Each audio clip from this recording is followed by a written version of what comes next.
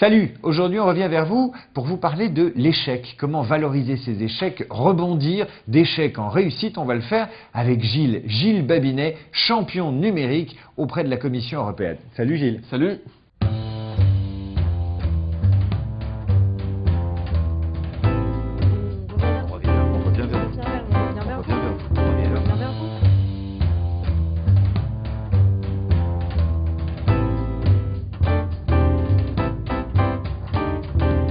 Gilles, qu'est-ce que c'est que ce CV? J'ai lu ta notice Wikipédia, un bac à 20 ans en candidat libre, ensuite des projets d'entreprise qui partent dans tous les sens. Quelle est la cohérence? C'est une question de recruteur, hein, ils veulent de la cohérence. Quelle est la cohérence de ce parcours? J'ai pas été recruté, mais j'ai eu beaucoup de chance, je crois, avant tout. Et puis au-delà de ça, j'ai eu beaucoup de passion dans tous les projets que j'ai faits. Donc du bâtiment, du design industriel, et puis après du numérique et de l'informatique à partir de là. Alors, tu m'as dit que tu t'étais beaucoup planté et que tu étais d'ailleurs quasiment en échec scolaire avant le bac, quoi. Ouais, j'étais en échec scolaire et quand j'avais 14 ans, j'étais diagnostiqué comme pas très intelligent. Un sous-doué. On se demandait pourquoi je marchais pas à l'école. Ça a été un certain soulagement parce que pour le coup, on m'a foutu un peu la paix. Ouais. Tu avais un QI inférieur à la moyenne. Un QI inférieur à la moyenne. C'est incroyable. Et puis surtout, l'école, c'était catastrophique. Et tu m'as dit, mes parents, ils croyaient que j'étais débile. Ben ouais, à l'issue de ça, ils se sont dit, bon, ben voilà, on va pas le pousser trop parce qu'il va pas y arriver, quoi. Ouais. Et ça a été finalement plutôt une chance parce que, pour le coup, je me suis intéressé à des trucs pour ce qu'ils étaient vraiment. Et c'est là que j'ai réussi à faire des choses. Alors, tu m'as dit que par la suite, tu as créé beaucoup d'entreprises, tu as participé à beaucoup de projets et tu as connu l'échec, et pas mal, souvent. Ouais, beaucoup plus qu'on le croit. C'est-à-dire que moi, j'ai des entreprises qui ont fait des réussites incroyables et où j'ai été au tribunal de commerce pour évoquer le dépôt de bilan. Et donc, je crois que la caractéristique des entrepreneurs, et en discutant avec eux, on voit ça, c'est qu'on se plante beaucoup plus qu'on réussit. Il faut accepter ça. Et je crois que c'est finalement dans la capacité d'avoir une certaine foi en soi, de se dire que ça va marcher, que ça fonctionne. Je pense au gars d'Oculus là, qui a vendu sa boîte 2 milliards. Bah, c'est un petit gars qui a 21 ans, il n'a pas fait d'études. Par contre, il a démonté et remonté des casques de réalité virtuelle en très grand nombre. Ça, pour moi, c'est ça qui fait que ça marche. Comment on fait pour encaisser l'échec? Parce que c'est comme les chagrins d'amour, hein. On tombe.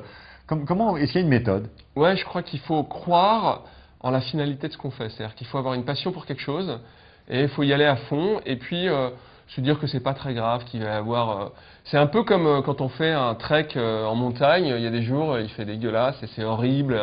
On souffre, on a mal partout et tout ça. Et puis il y a d'autres jours, on est en haut du Mont Blanc, c'est génial, quoi.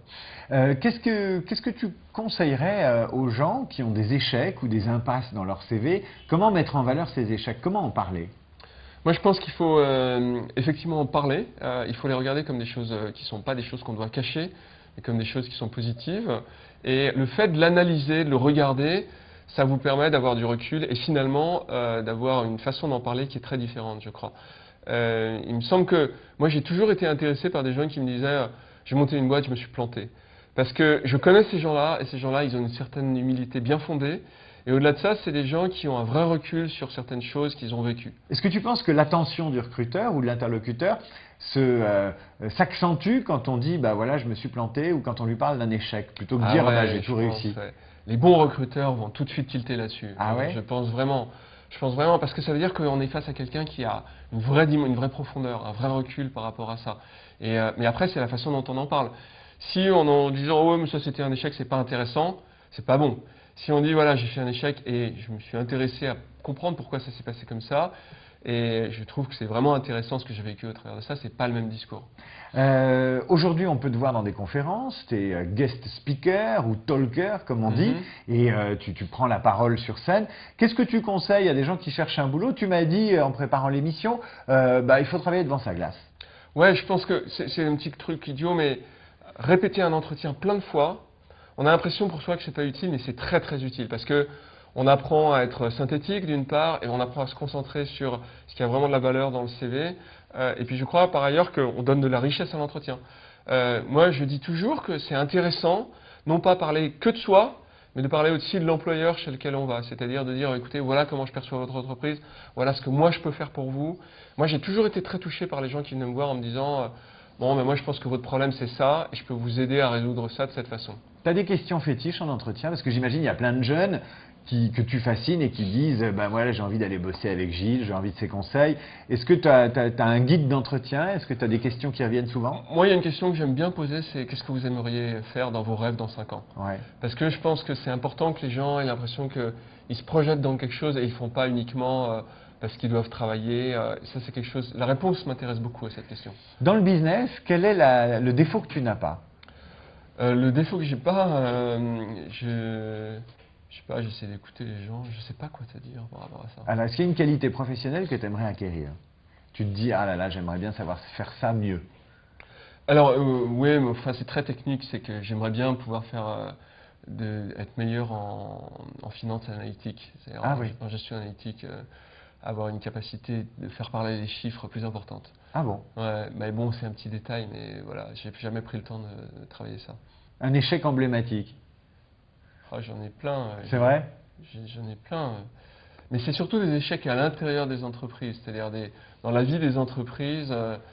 Par exemple, je suis parti d'une entreprise qui marchait, et parce que je n'arrivais pas à m'entendre avec mes associés, et je pense que c'était une très grosse erreur. C'est-à-dire, tu l'as quitté? J'avais 2 associés qui se battaient Ouais. entre eux, physiquement. Ils se battaient? Ouais, ils se battaient. Ah ouais, c'est ouais. un gros échec ça. Et qui étaient des gens que j'appréciais. Moi, j'étais patron Ouais. de la boîte et je suis parti de la société. Et la société a coulé après. Ah. Alors que quand je suis parti, le carnet de commandes était plein. 3 conseils à ceux qui cherchent du boulot, notamment dans le numérique.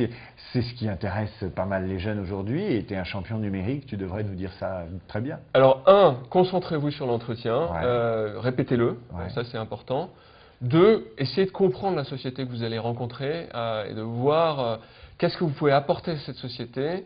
3, je pense, essayez d'éviter de vous éparpiller et concentrez-vous sur les aspects techniques sur lesquels vous êtes fort et vous pouvez amener de la valeur ajoutée. Toi, tu t'es un peu trop éparpillé parfois? Tu Oui, te le reproches? moi je m'éparpille beaucoup. Bon, Ouais. donc il faut se ramasser ensuite.